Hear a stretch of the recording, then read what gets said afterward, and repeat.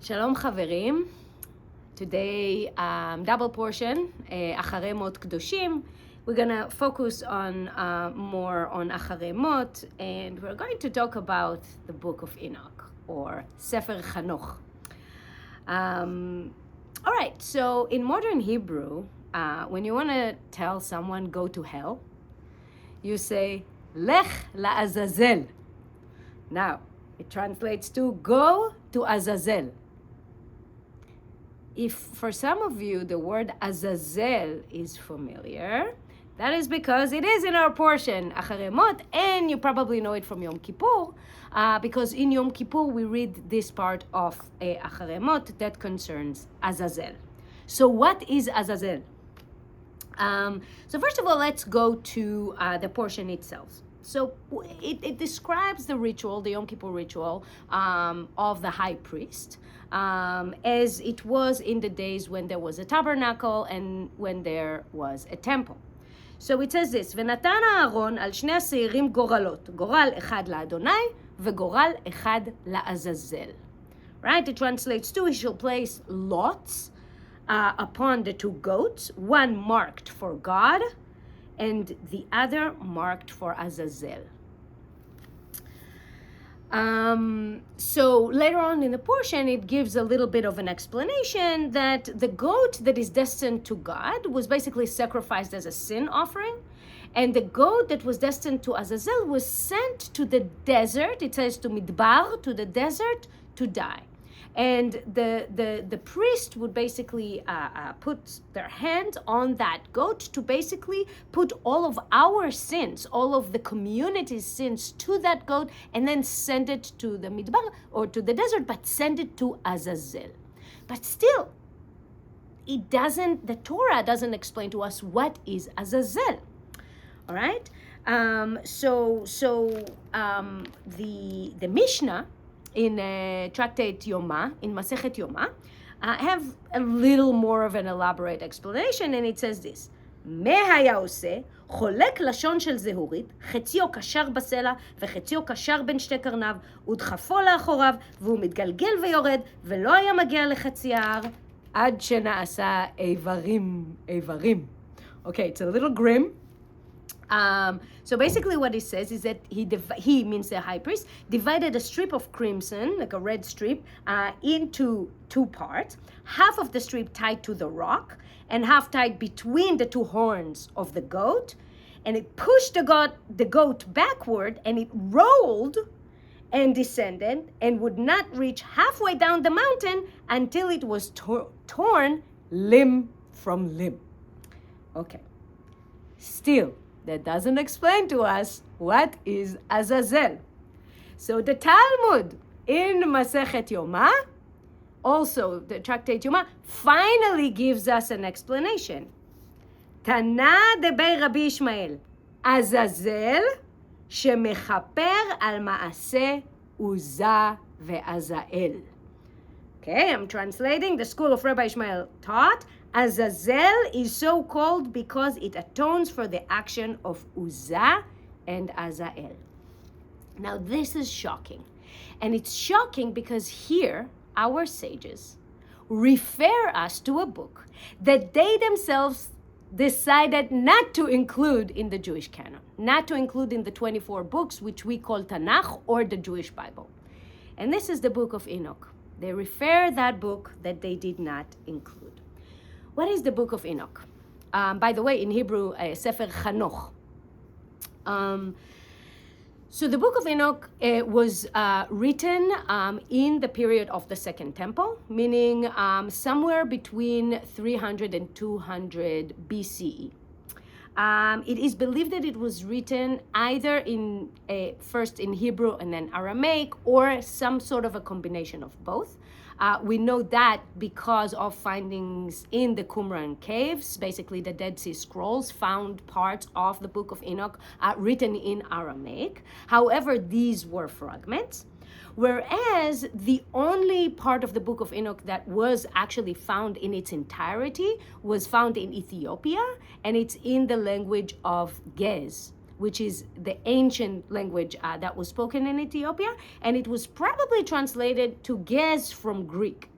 Now, this is interesting because the reason this is the only place where it was found is because somewhere around that time, both Jewish priests or religious authorities, as well as the Christian church, did not agree with the writings of the Book of Enoch, and because that region in Ethiopia was isolated, they kept it as a part of their canon.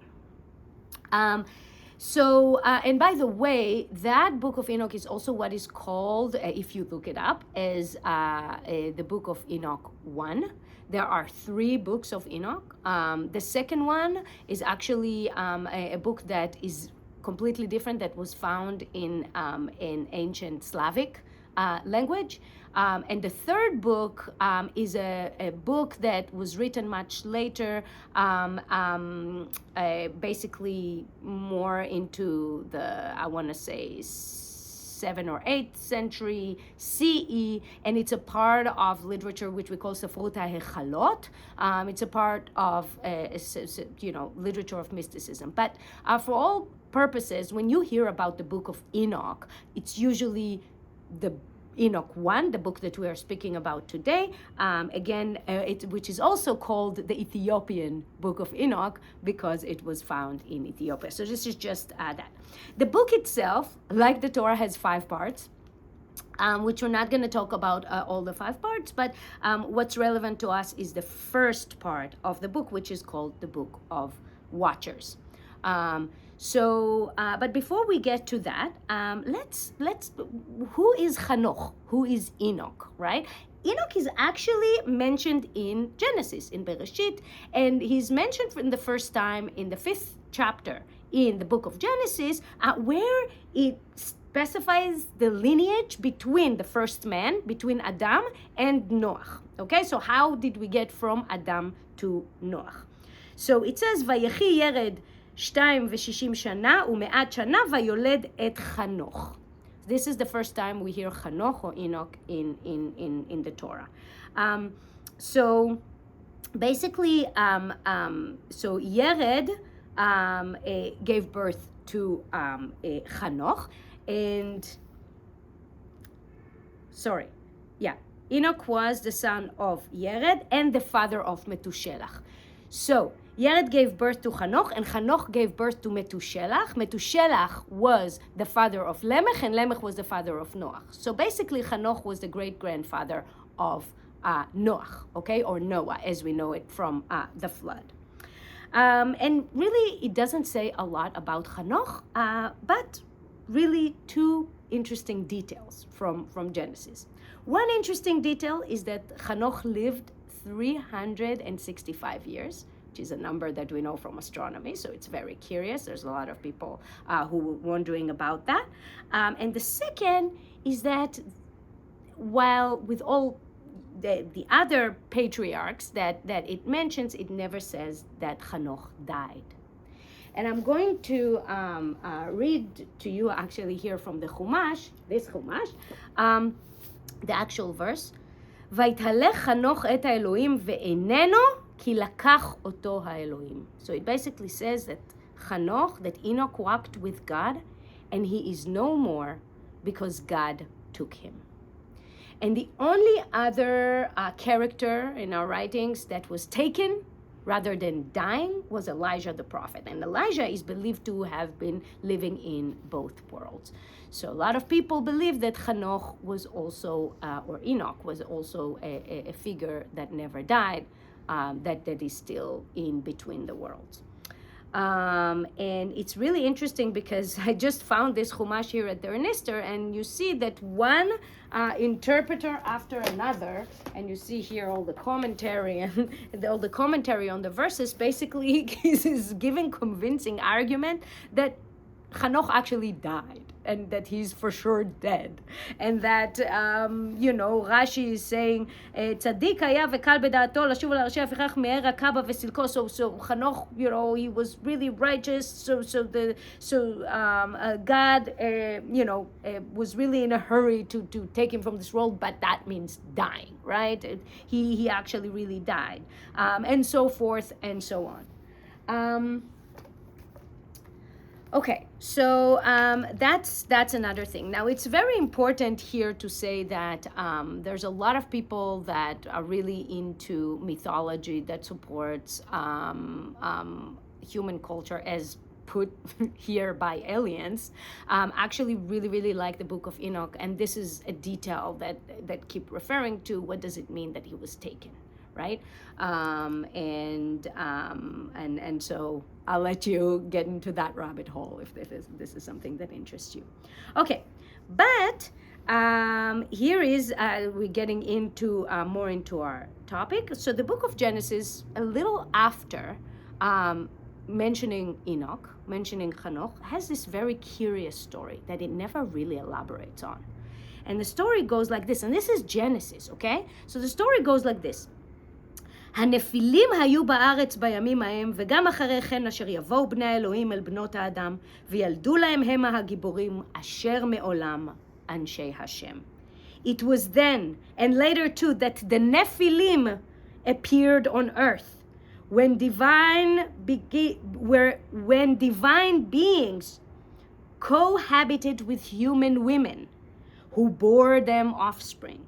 Such were the heroes of old, the men of renown. Very, very interesting. Who were those Nephilim? Nephilim in Hebrew translates to giants.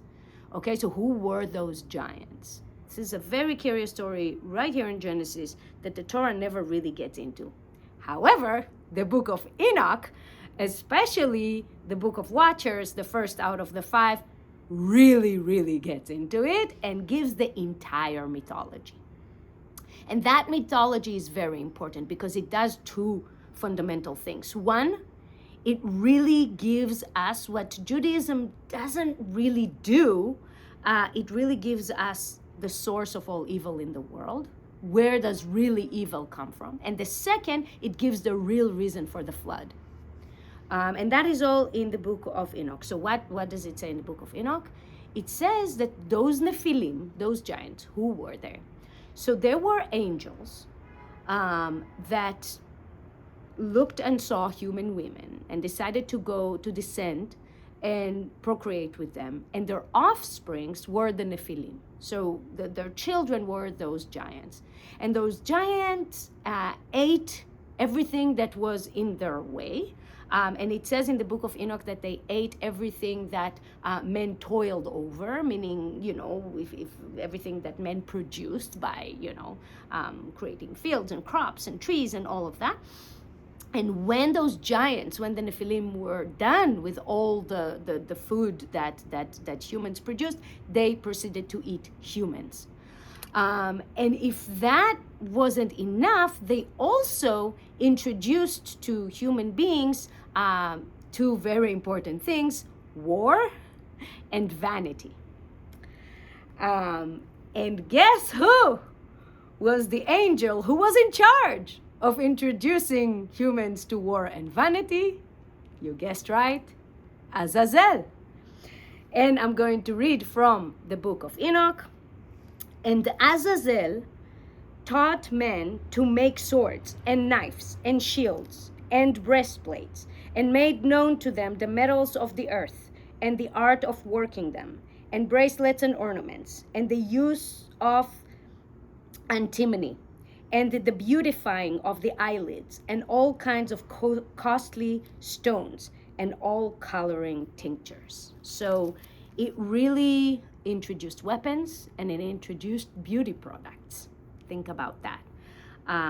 Really fascinating. So later, the group of angels go to God. This is according to the Book of Enoch, and tells God, look what Azazel have done. Look at the evil that befell in the world. And it was at that moment that God tells these angels, go find Noah and warns him about the flood.